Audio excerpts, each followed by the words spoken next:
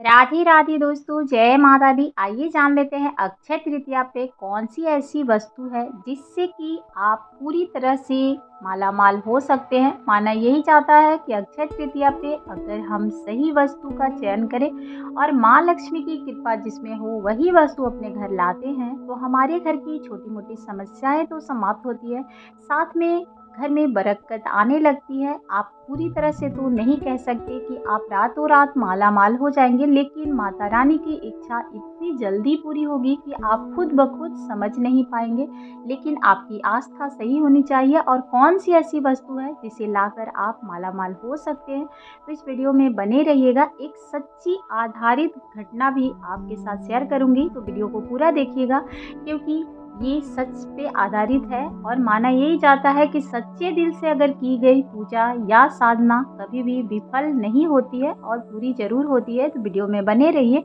आइए जान लेते हैं कि कौन सी वस्तु हमें खरीदनी है। अक्षय तृतीया का व्रत कब मनाया जाएगा? तो ये 30 अप्रैल को व्रत रखा जाएगा, जो कि आप 29 अप्रैल को ही ये आरंभ हो जाएगी। तो आप 2 दिन खरीदारी कर सकते हैं, लेकिन 30 अप्रैल को भी आप खरीद कर उस दिन पूरे दिन की पूजा कर सकते हैं अक्षय तृतीया का। तो आइए जान लेते हैं अक्षय तृतीया के आप कौन सी वस्तु लाएं और पूजा कैसे करनी है। तो देखिए, माना तो यही चाहता है कि अक्षय तृतीया पर सोने चांदी का महत्व बहुत अधिक होता है, लेकिन ये तो सभी को पता है कि सोना चांदी जो एक ऐसा धातु है जिसे खरीद पाना सभी के बस की बात नहीं होती है। सबकी इतनी भी सामर्थ्य नहीं है कि हम सोना चांदी घर ला सके। तो अगर हम सोना चांदी नहीं ला सकते तो क्या हम माता रानी को अपने घर नहीं ला सकते? ऐसी बिल्कुल भी नहीं है। आप माता रानी को अपने घर में ला सकते हैं, उनकी उपासना कर सकते हैं और विधिवत पूजा कर सकते हैं। अपने घर की जो भी समस्या है उसे समाप्त भी कर सकते हैं। तो देखिए, माना यही चाहता है कि सोने चांदी की वस्तु हमें लानी है, लेकिन प्रथम माना तो यही चाहता है कि सोना चांदी लाना बेहद फलदायी होता है, लेकिन सोना चांदी खरीद पाना सबके बस की बात नहीं है। सबकी इतनी भी सामर्थ्य नहीं होती है जो वो अपने सोना चांदी को घर ला सके। लेकिन एक ऐसी वस्तु है जिसे लाकर आप धन धान्य से अपना घर भंडार भर सकते हैं। तो आपको लाना क्या है? देखिए, आपको 5 वस्तु ऐसी है जिसे आप ला सकते हैं, पर 4 वस्तु तो ऐसी है जिससे माँ लक्ष्मी खुद ब खुद आपके घर में आ जाती है। हम पूरे मन से और श्रद्धा से अगर उपासना करके माता के लिए कोई भी वस्तु खरीदते हैं तो माँ के उसमें आशीर्वाद अपने आप ही आ जाती है। आपकी आस्था होनी चाहिए, सच्ची आस्था होनी चाहिए। आपके पास 2 रुपए की भी वस्तु अगर आप लाते हैं, श्रद्धा से लाते हैं, तो उसमें आपकी आस्था छुपी रहती है। तो माँ समझती है कि हमें कौन से भक्त के घर में हमारी आवश्यकता कितनी है, तो माँ उन्हीं के घर में विराजमान होती है, लेकिन आपकी आस्था सही होनी चाहिए। तो देखिए, आप इसमें क्या क्या ला सकते हैं। जौ ला सकते हैं, जिससे कि घर में सुख समृद्धि बनी रहती है, घर का विकास होता है और घर में धन धान्य की कभी कमी नहीं होती है, क्योंकि जौ जो होता है स्वर्ण दान और स्वर्ण के समान ही होता है। तो आप जौ ला सकते हैं, पूजा में माता को अर्पित करें और अगले दिन आप बो सकते हैं। उसको आप पूरे प्रसाद के रूप में सभी को वितरित कर सकते हैं। आप उससे धन धान्य की कभी कमी नहीं होती है, माना यही जाता है। लेकिन आपको और 2 वस्तु ऐसी है जो साथ में लानी है। कभी भी एक जौ अकेले नहीं खरीदनी चाहिए। तो जौ के साथ आप जब भी लाए, हल्दी की गांठ आपको लाना है, कौड़ी जरूर लाएं। कौड़ी माँ लक्ष्मी का प्रतीक होता है, जिससे धन धान्य बढ़ता है। आप जहाँ भी कौड़ी रखते हैं, माना यही जाता है कि कौड़ी का जब स्थान ग्रहण करा देते हैं तो उस स्थान पे माँ लक्ष्मी आप रूपी विराजमान हो जाती है। तो उस घर में कभी धन धान्य की कमी नहीं होती है। तो कौड़ी जरूर लाइएगा। गोमती चक्र आप ला सकते हैं, उससे भी धन धान्य की कभी कमी नहीं होती है। अगर मान लीजिए नहीं मिल पा रहा है तो आपको देखिए हल्दी की गांठ लानी है, आपको जौ लानी है, उसके बाद गोमती चक्र मिले तो आप ला सकते हैं। अब देखिए, जो सबसे महत्वपूर्ण वस्तु है वो क्या है? तो देखिए, आपको धनिया जरूर लानी है, क्योंकि धनिया जो होता है ना, अक्षय तृतीया में लाना बहुत शुभदायी होता है, क्योंकि धनिया में माँ लक्ष्मी की कृपा शामिल होती है, उनका आशीर्वाद उसमें होता है। तो धनिया आप जरूर लाएं और अक्षय तृतीया के दिन ही आपको धनिया लानी है, क्योंकि धनिया का जो महत्व है ना, आप अक्षय तृतीया पे ही प्राप्त कर सकते हैं। तो आपको देखिए, अक्षय तृतीया को शाम को धनिया खरीद के लाना है। अगर आप दिन में भी खरीद सकते हैं, लेकिन जब पूजा करने से पहले ही खरीद ले, तो आपको धनिया लेकर आनी है और माँ लक्ष्मी को सर्वप्रथम आपको समर्पित करना है। कभी भी कोई भी वस्तु लाते हैं, गंगा जल से शुद्ध करके माँ को आप अर्पित करें और धनिया के साथ आपको गुड़ जरूर लेकर आना है, क्योंकि धनिया के साथ आप मीठे जरूर लाइएगा, तभी घर में धन धान्य के साथ मिठास भी बढ़ी रहती है। तो धनिया के साथ आपको लाना है, क्योंकि माना यह जाता है कि अक्षय तृतीया पर अगर धनिया आप लाते हैं 2 रुपए की या 5 रुपए की, तो माँ जो होती है ना, धन का भंडार भर देती है। बस एक छोटी वस्तु है जिससे कि धन का पूरा आपका घर जो होता है भर जाता है। कभी भी आपके घर में धन धान्य की कमी नहीं होती। धनिया को माँ को अर्पित किया जाता है, अगले दिन आप गमले में बो सकते हैं, जिससे यही माना जाता है कि धन धान्य की कभी कमी नहीं होती है उस घर में। हमेशा जो बगान होता है उसका, घर का बगिया ही बोलेंगे ना, जैसे आपका घर है एक छोटी सी बगिया है जो कि हरा भरा रहता है। इसलिए धनिया और जौ जो होता है माँ को अर्पित करने के बाद बोने का एक परंपरा है। दान भी आपको कर सकते हैं, क्योंकि दान तो करना बहुत ही पुण्यदायी होता है। तो देखिए, ये वस्तु तो आप समझ गए। और एक वस्तु है जो आप जरूर लाइएगा, मिट्टी का कलश हो या फिर मिट्टी का घड़ा हो, उस दिन मिट्टी के पात्र जरूर लाने चाहिए। क्योंकि मिट्टी का पात्र में अगर जल भरकर आप दान कर सकते हैं तो आप समझिए जी सोने पे सुहागा है। क्योंकि माँ लक्ष्मी की कृपा तो बहुत होती है। जल का जो दान होता है वैशाख महीने में, वो बहुत फलदायी होता है। मनुष्य के कोई भी छोटे मोटे कर्म जो होते हैं ना, वो भी समाप्त हो जाते हैं। तो माँ की उपासना करने के लिए इन वस्तुओं को आप बिल्कुल भी ना भूलें, आप ला सकते हैं। अक्षय तृतीया का आप पूरे मन से श्रद्धा से पूजा करें, दान पुण्य करें, सुबह से लेकर शाम तक पूरे नियमों के साथ। और उस दिन आप हो सके तो पूरी तरह से किसी का भी अपमान न करे, किसी को भी क्षति न पहुंचाए, किसी को कष्ट न दे। आपके हाथ से जो समर्थाय हो सके कि किसी के चेहरे पर स्माइल आ जाए। ऐसा नहीं है कि आपको इतना पूजा करना है माता रानी को, आप बहुत सारा सब कुछ अर्पित कर रहे हैं और अब कोई दरवाजे पर आए उसे आप कष्ट दे रहे हैं, तो आपको पूजा का फल बिल्कुल भी नहीं मिलेगा। आपको पूजा का फल तभी मिलेगा जब किसी जरूरतमंद या फिर किसी ऐसे असहाय व्यक्ति की आप सहायता करते हैं, उसके चेहरे पे एक छोटी सी स्माइल भी आ जाती है ना, तो आपके पूजा के पूर्ण फल आपको प्राप्त हो जाते हैं। तो कहा यही जाता है कि रातों रात आप तभी माला माल हो सकते हैं, चाहे आपके घर में लक्ष्मी आ सकती है। ये तो माता की कृपा ही ऐसे होती है जो आप खुद ब खुद समझ नहीं पाएंगे, क्योंकि आपके घर में धन कहाँ से किधर से आने लगा ये नहीं पता आपको चल पाएगा। तो धन धान्य की कमी उनके घर में नहीं होती है जहाँ पे माँ लक्ष्मी की सचमुच बहुत अच्छे से उनकी कृपा प्राप्त होती है। उनके घर में कभी भी कोई कष्ट तो होती ही नहीं है।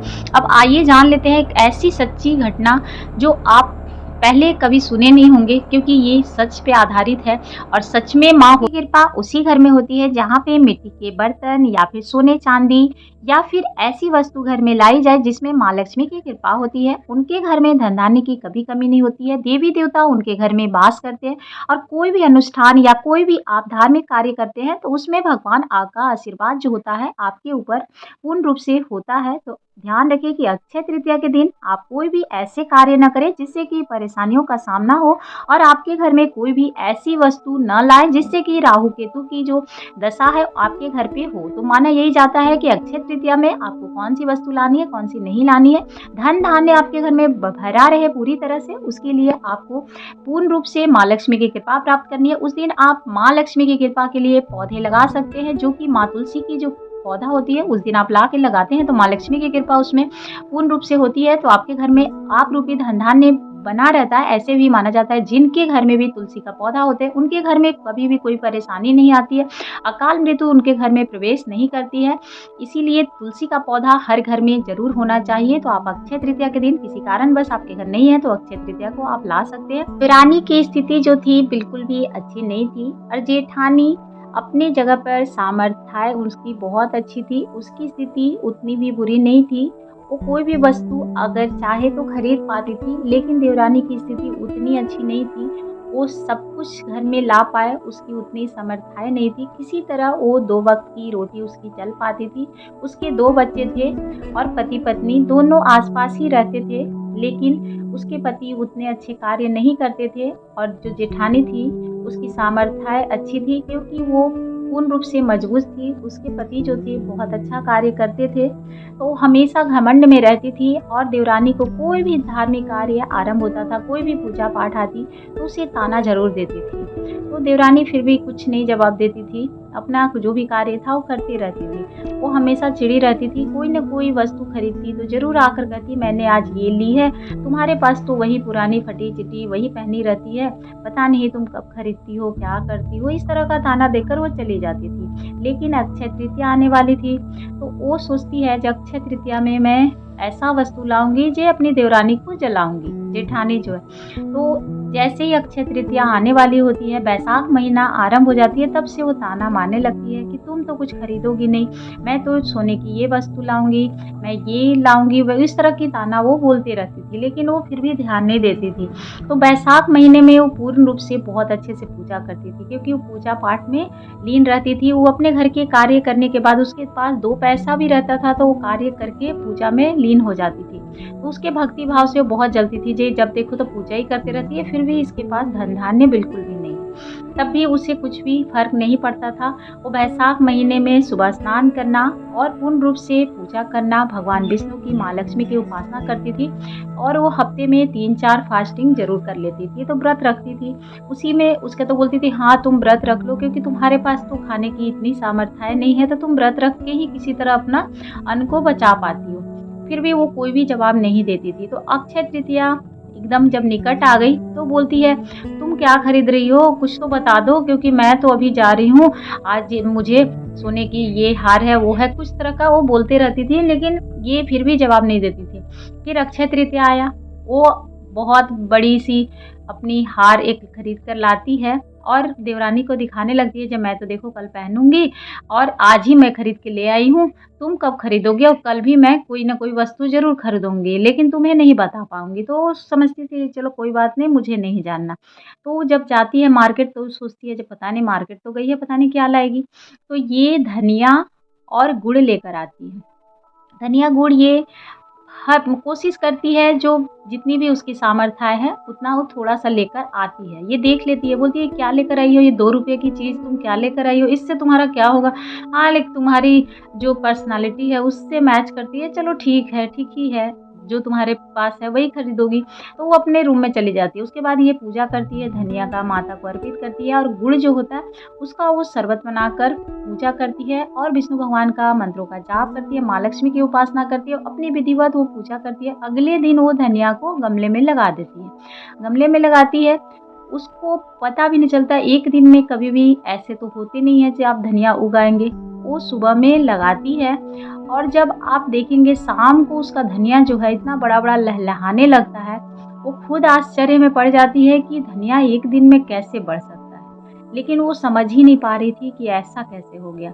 फिर बाद में एक झलक उसकी जेठानी को नज़र आती है, तो बोलती है, इसके घर में धनिया कैसे उग गया, कब लगाई?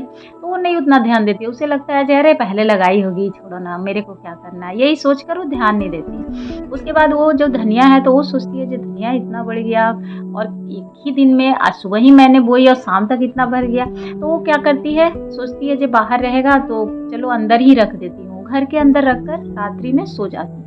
जब सोती है, सुबह जब उठती है तो देखती है उसके घर में सोने की बर्फियाँ, जो धनिया था पूरी तरह से सोने में बदल जाती है। पूरा घर जगमगाने लगता है, इतनी सोने की रोशनी थी। वो आश्चर्यचकित हो जाती है, सोचती है, जे ऐसा कैसे हो सकता है। फिर भी वो माँ लक्ष्मी की कृपा मानकर उन्हें प्रणाम करती है, अपूर्ण रूप से उनकी उपासना करके। उसके बाद वो जो सिक्का था, उसकी जो भी ज़रूरत की चीज़ें थी, वो उससे लाती है, प्रार्थना करती है, माँ, जब मुझ में कितना भी धन धान्य आ जाए, लेकिन आपकी उपासना करना, आपकी पूजा करना, मेरे अंदर कभी भी इस चीज़ की कमी ना हो। इस तरह से प्रार्थना करके वो वस्तु सब ले आती है। जब वस्तु लाती है तो उसकी जेठानी सोचती है, इसके पास ये क्या घर में आने लगा। जब वो कुछ-कुछ उसके पास जो-जो वस्तु नहीं थी, वो सब मँगाती है अपने घर में, तो देखती है इसके पास कैसे हो गया। उससे पूछती है, तुम्हारे पास तो कल 5 रुपए के धनिया लेकर आ रही थी, तुम्हारे पास तो इतनी वस्तु नहीं थी, अभी कहाँ से तुम्हारे पास इतने पैसे आ गए जो तुम उस दिन नहीं खरीद के आज खरीद रही हो? अक्षय तृतीया के दिन तो तुम नहीं खरीद पाई, आज कैसे लेकर आ गई?